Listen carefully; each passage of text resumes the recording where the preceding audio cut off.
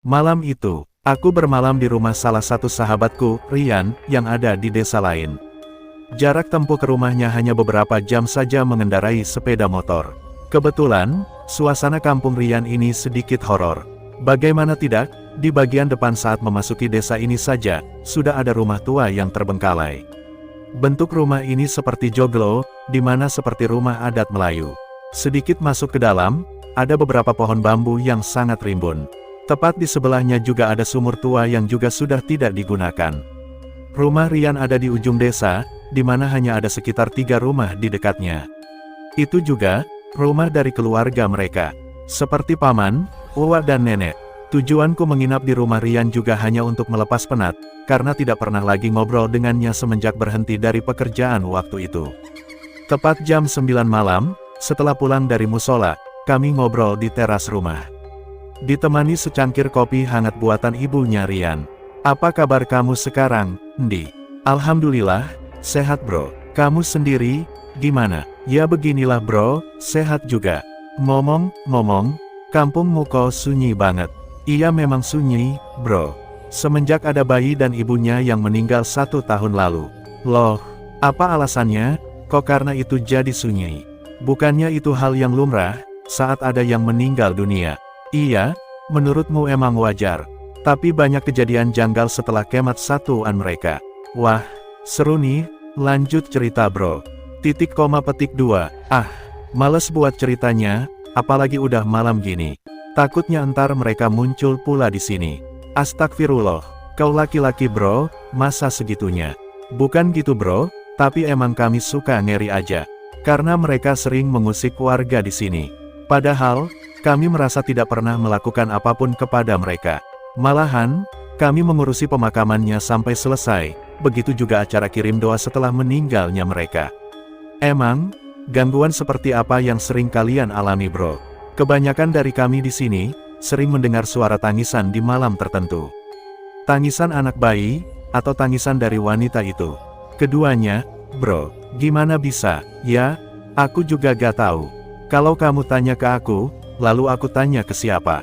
"Hahaha, iya, juga. Ngomong-ngomong, ini ada kopi tapi gak ada cemilannya bro." Berani banget dia keluar sendirian. "Hahaha, iya sih, ya udah aku mau ke warung depan dulu buat beli cemilan ya." "Aku ikut dong, entar kalau sendirian malah diculik pula kamu sama mereka." "Ada-ada saja mulutmu, Ndi." "Ya sudah, yuk gerak ke depan." Jam waktu itu menunjukkan pukul 10 malam, di mana penerangan jalan di sini juga minim. Hanya mengandalkan sinar bulan dan cahaya dari handphone kami berdua. "Kalau boleh tahu, rumah mereka berdua itu di mana bro? Entar juga kita lewati, santai aja dulu." Gak lama berjalan, Rian menunjuk satu rumah yang tadi di awal aku sebutkan. Rumah joglo yang sudah terbengkalai. Bangunan ini identik dengan warna hijau di seluruh bagiannya. Rimbunnya bambu serta sumur tua juga ada di bagian belakang rumah ini. "Kok seram amat rumahnya, bro?" "Ya iya, sudah lama tidak terawat." "Kronologinya gimana, kok bisa mereka berdua meninggal waktu itu?" "Iya, dulu si Aini, sebut aja begitu, melakukan hubungan terlarang dengan kekasihnya. Kejadian ini terus berlanjut hingga Aini hamil dengan usia kandungan 5 bulan. Tentu saja hal ini membuat orang tua Aini murka, sampai ingin mengusir Aini dari rumah mereka. Sementara, lelaki yang menghamilinya pergi dari kampung ini. Semua usaha sudah dilakukan untuk mencari keberadaan lelaki itu, namun hasilnya nihil. Sementara orang tua Aini sudah terlanjur malu akibat ulah anak gadis satu-satunya itu. Hal itu membuat kedua orang tua Aini memutuskan untuk pergi dari rumah ini dan meninggalkan Aini sendirian. Mereka pergi secara diam-diam, saat Aini sudah tertidur pulas malam itu. Mereka hanya meninggalkan sebuah surat, yang isinya agar Aini bisa menjaga dirinya sendiri. Aini yang tidak mengetahui kepergian kedua orang tuanya tentu saja shock. Dia berusaha mencari orang tuanya ke sekeliling kampung ini, tapi tidak membuahkan hasil. Bahkan warga pun tidak ada yang mengetahui kepergian orang tuanya Aini. Itu warungnya, buruan beli dulu cemilannya bro." Rian membeli beberapa cemilan seperti roti juga keripik singkong yang dijual dadakan, 500-an. Tak lupa, dia membeli sebungkus rokok untuk menyambung nyawanya bercerita malam ini. "Sudah, ayo kita kembali ke rumah, bro. ucap Rian. Di perjalanan pulang, tentu saja waktu semakin malam. Di mana waktu hampir jam setengah 11 malam. Rian mulai merasakan hawa-hawa yang kurang sedap. Entah kenapa, bulu kuduknya merinding hebat. Ndi, kenapa aku merinding ya? Ah, biasa aja deh rasanya, aku gak ngerasa apa-apa tuh. Jangan bercanda ah, ini aku merinding loh. Ya sudah, jalan aja. Lagian kan kita berdua jadi ngapain juga kau takut. Iya juga, semoga tidak ada apa-apa deh. Srek, astagfirullah, apa itu, Ndi? Kenapa pohon bambunya gerak sendiri? Iya, aku juga gak tahu, mungkin ada musang tupai yang lompat itu. Ah, mana mungkin, geraknya sampai begitu. Kalau bukan tupai atau musang, berarti itu hantu. Hahaha, muncungmu, kebiasaan asal ngucap aja. Ucap Rian, sedikit kesal. Tiba-tiba, terdengar suara rintihan dari balik pohon bambu yang tadi sempat bergerak sendiri. Ini jelas banget suara tangisan bayi. Ndi, kau dengar juga kan suara tangisan itu? Enggak tuh, aku gak dengar apa-apa. Yang bener kau, jangan bikin orang takut. Iya, beneran aku gak dengar. Ya Allah, masa iya cuma aku yang dengar? Berarti, dia pengen dekat sama mutu. Sontak, si Rian langsung kabur duluan. Sementara aku ditinggal sendirian. Teman gak ada akhlak beneran, masa iya tamu malah ditinggal gitu aja. Aku ikut menyusul Rian, karena takut ada apa-apa sama dia kalau posisi lagi ketakutan dan lari tanpa arah. Syukurnya, dia ternyata berhasil sampai di rumah dengan selamat. Walaupun dengan wajah yang masih pucat. Udah, minum dulu bro. Gitu aja pun langsung kabur kau, laki-laki begitu, gimana entar jadi kepala rumah tangga kalau penakut begitu. Entahlah, jangan ngomong dulu kau. Capek aku masih. Ngomong, aku tadi sebenarnya dengar juga bro suara bayi itu, cuma aku sengaja gak bilang. Emang, kawan laknat kau, Ndi. Hahaha, setelah dirasa enakan, aku kembali berbincang dengan Rian, karena aku masih penasaran dengan kisah kedua sosok ini. Tapi, karena waktu udah hampir tengah malam, kami memutuskan untuk ngobrol di ruangan tamu bersama kedua orang tua Rian juga. Di sini, kedua orang tua Rian membenarkan cerita tentang dua sosok ini.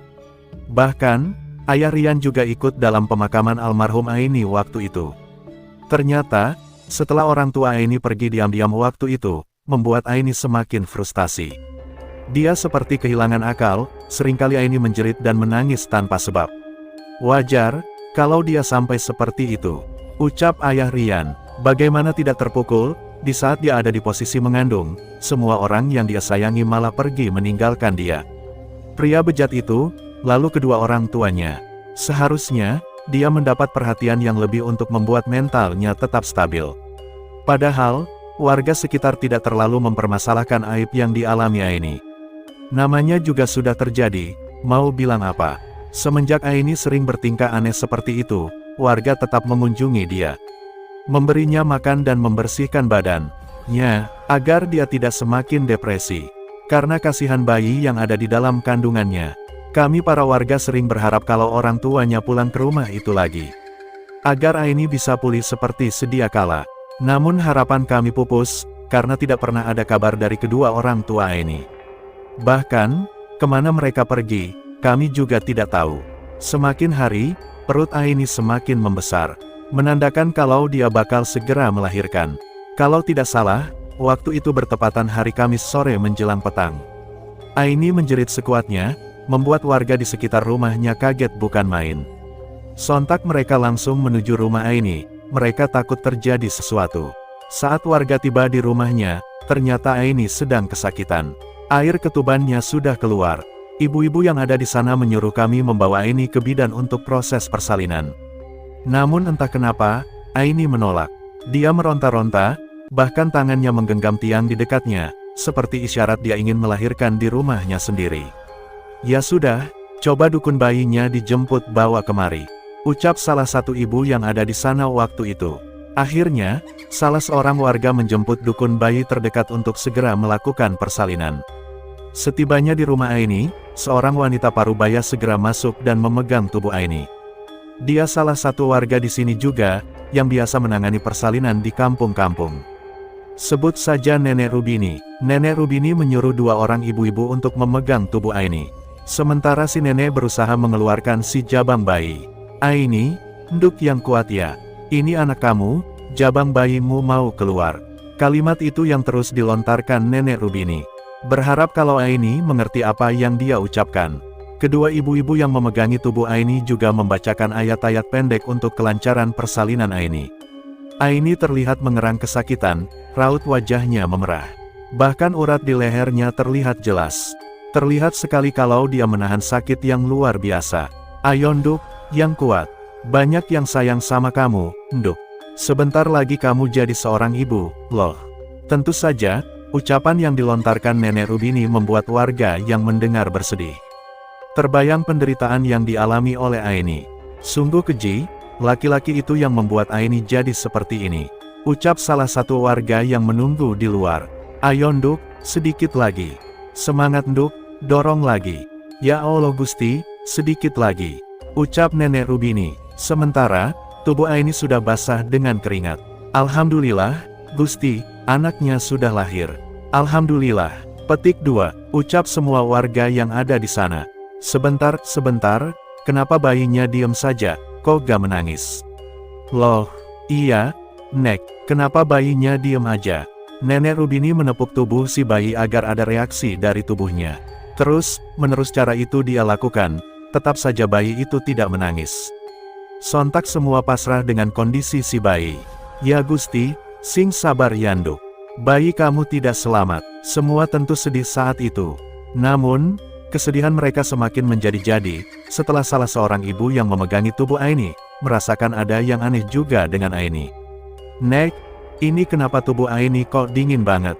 Wajahnya juga pucat. Apa jangan-jangan, Aini juga meninggal? Panik, tentu saja, semua panik saat itu. Nenek Rubini mencoba memegang nadi Aini, dan ternyata benar, kalau Aini juga meninggal saat itu. Tangisan warga langsung pecah. Walaupun Aini bukan kerabat bahkan keluarga mereka, namun sudah seperti saudara sendiri. Selama dia mengalami kejadian buruk itu, kami selalu menemaninya, mengawasinya. Yang lebih miris lagi, semua keluarganya tidak ada yang tahu kalau Aini sudah tidak ada. Semua warga berusaha mencari tahu di mana keberadaan orang tua Aini, namun tidak mendapatkan hasil. Akhirnya malam itu, langsung diadakan tahlilan bahasa di sini, di mana tubuh Aini dibaringkan di ruang tamu bersebelahan dengan bayi yang baru ia lahirkan. Beberapa warga membacakan Al-Quran secara bergantian sampai menjelang pagi. Setelah proses memandikan jenazah dan menyolatkan selesai, kedua jenazah itu dibawa ke pemakaman umum sekitar sini. Makam mereka juga dibuat bersebelahan, agar mereka bisa tetap dekat walau di alam barzah nanti. Ucap seorang petua di kampung sini. Acara kirim doa tetap dilaksanakan di rumah Aini, sebagai bentuk belasungkawa mendalam bagi sosok anak baik yang terjerumus pergaulan yang salah. Semenjak kejadian itu, rumah Aini pun kosong tak berpenghuni. Banyak ruangan yang mulai usang, berdebu dan lapuk, dan setelah 40 hari kepergian Aini, banyak kejadian janggal di kampung ini. Salah satunya, banyak warga yang mendengar suara tangisan anak bayi dan tangisan wanita yang merintih perih. Bahkan, ada salah satu warga yang pernah mendengar suara Aini dari balik pohon bambu itu tepat tengah malam, di mana ayah dan ibuku. Tamat.